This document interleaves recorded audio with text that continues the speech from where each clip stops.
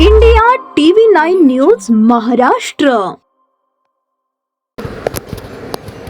आगामी पावसाळ्याच्या पार्श्वभूमीवर शहरातील नागरिकांना पाणी साचणे, नाले तुंबणे तसेच पूरसदृश परिस्थितीचा सामना करावा लागू नये यासाठी सोलापूर शहरातील विविध प्रभागातील नाल्यांच्या साफसफाईच्या कामांची प्रत्यक्ष पाहणी करण्यात आली।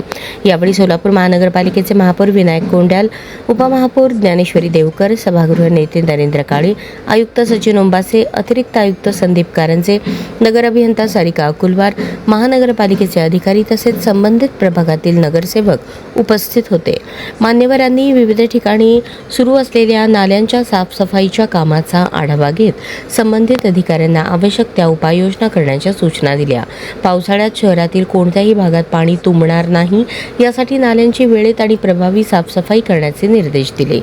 शहरातील जलनिस्सारण व्यवस्थित सुरळीत राहावे आणि नागरिकांना कोणत्याही अडचणींचा सामना करावा लागू नये यासाठी महानगरपालिका प्रशासनाकडून विशेष दक्षता घेतली जात असल्याचे यावेळी सांगण्यात आले।